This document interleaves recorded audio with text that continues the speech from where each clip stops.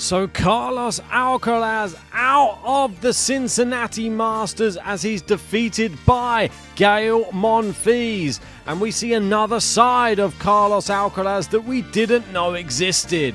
The racket smashed during frustration in the third set. This is the post-match reaction. Let's go through it.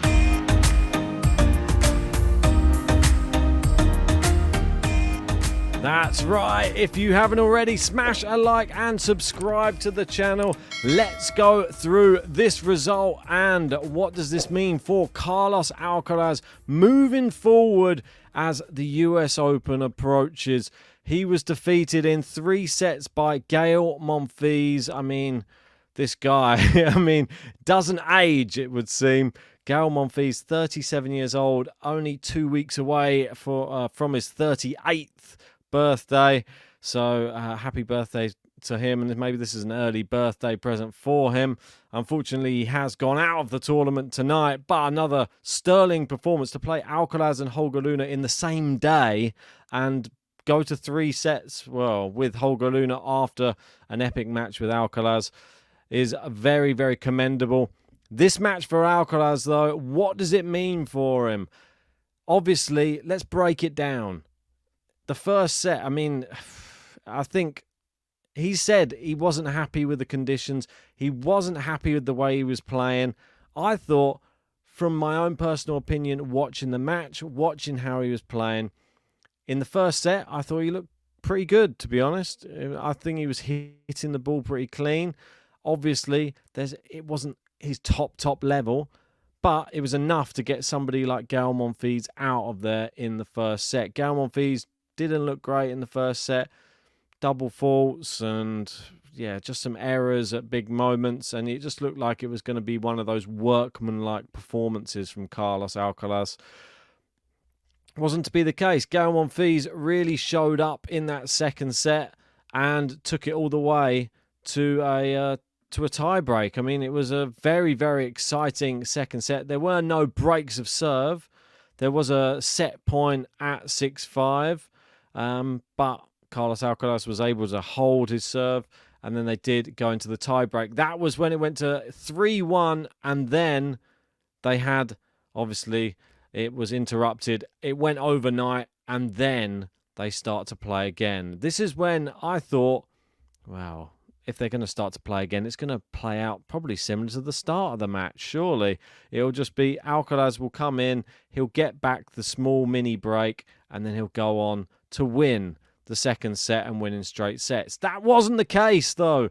It couldn't be further from what happened because Gael Monfils came out fast. He looked great. He started just how you'd want him to start if you were going to send this into a decider. He took the tiebreak 7 points to 5. I thought it was super, super impressive. The way that he was playing as well, really hanging in there with somebody who's 16 years younger than him on a tennis court. Gael Monfils just has something about him, and only the likes of how ironic is it now that Alcaraz has just lost his last 2 matches, and they both been against 37-year-old opponents. I put out this tweet earlier. It is a bit crazy. He obviously lost the Olympic final. Now he's losing in Cincinnati. Didn't play Montreal. Not the best.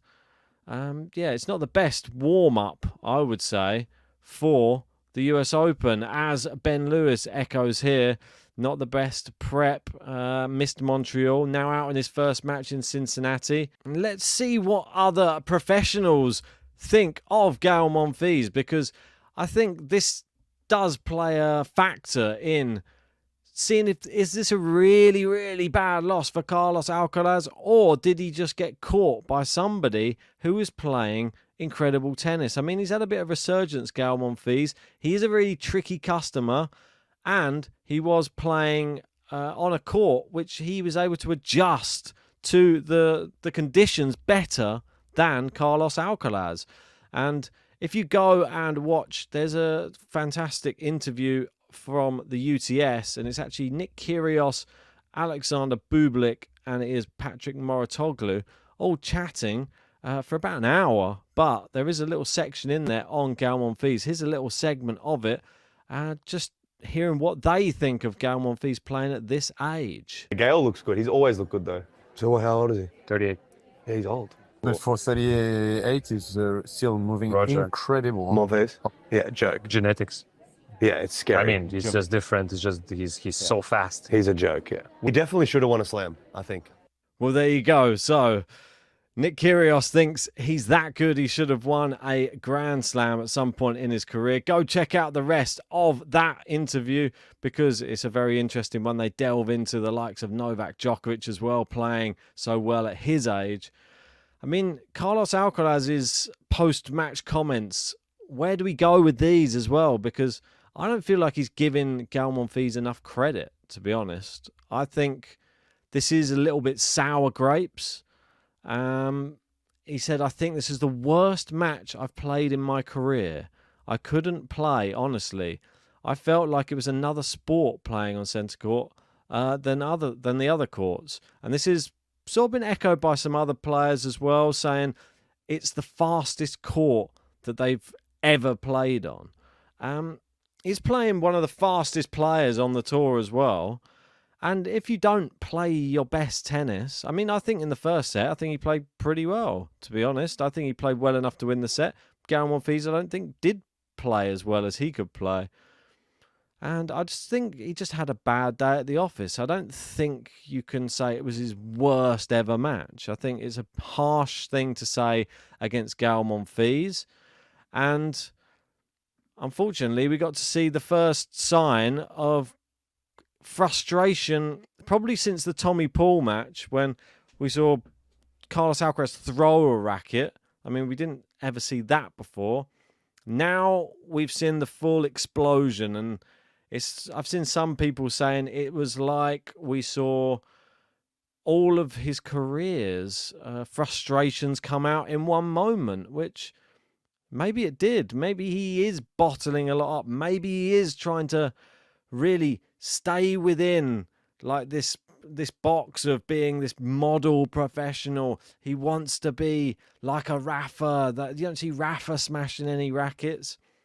But then is this just another side of him, which is a more passionate side coming out?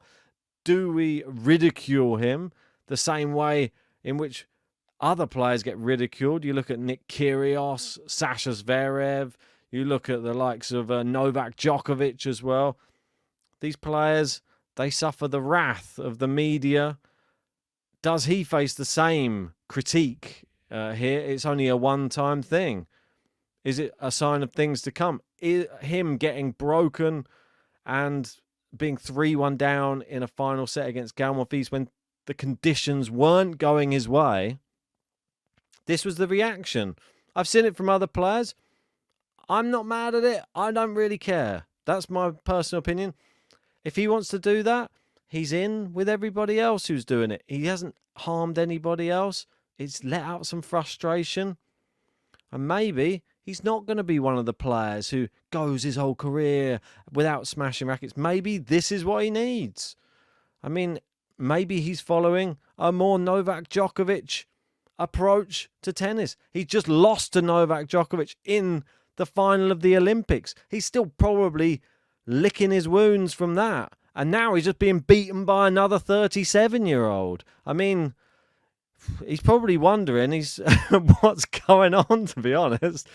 He's like the youngest, fittest player on the tour.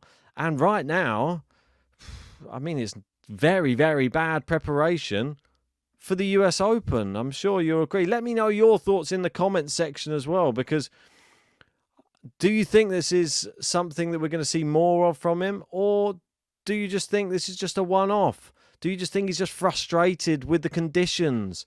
But I think if you are frustrated, well, he's not hurting anybody. He smashed up a racket, got a warning.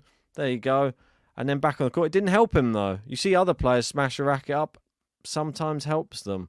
This one, I think he just knew the writing was on the wall. He didn't feel like he could play his best tennis. And unfortunately, the racket went. And with that, he could be losing even his number 3 spot in the world, because if Sasha Zverev wins this tournament, Alcaraz will be number 4 in the rankings and 300 points behind the top 3, despite winning Roland Garros and Wimbledon. I mean, and Indian Wells and Olympics final also. It's patently absurd to think about. Yeah, a long way to go until then, but it is insane. I mean, that is insane. In my personal opinion, how is that even possible?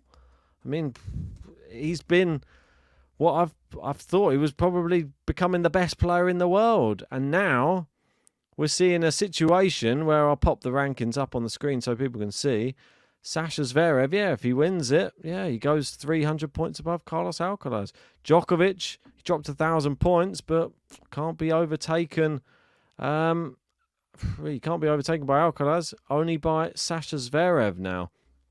Crazy to think that this is the case, and crazy to think that this is what happens for Carlos Alcaraz in his preparation for the US Open. But maybe it's got something to do with Gael Monfils wearing purple. I mean, maybe purple is his happy colour. As Bastian fucking says here, he had his most memorable moments in a Grand Slam win in purple. He got married in purple, and he beat Alcaraz in purple. And there you go. There are the 3. Maybe it was just the purple effects that got to Alcaraz today. Or who knows? Maybe there's something more deeper rooted. Let me know in the comment section what you make of it all. But one last tweet. Do you think this? Let's go conspiracy theory. We've got here Ren Sports Blog Tennis saying, I'm assuming Netflix asked Alcaraz to spice up his nice guy image for the show and break a racket or two to create controversy and pull in viewers. I'm sticking to this explanation, and you can't convince me otherwise. Well, we did see something, was it with Sabalenka in one of the other matches, doing it off court behind closed doors, but there was still a camera there. Is this another case of it? I'm not convinced. I mean, for me, I think it all spilled over. And we got to see a sign of real frustration from him from a change. But that's just my thoughts. Let me know your thoughts in the comments section. Is Carlos Alcaraz the new bad boy of tennis? Or was this just a one-off? And what do you make of Gael Monfils still doing it? Well, deep into his 30s, nearly at his 38th birthday. And unfortunately did go out to Holger Rune, but a fantastic performance yet again from him. Let me know who you think is going to win in Cincinnati. We're going to be bringing you a full podcast wrapping up all of the crazy results that have been happening in Cincinnati. That'll be tomorrow, so join us for that. But if you haven't already, smash a like, subscribe, and we'll see you then.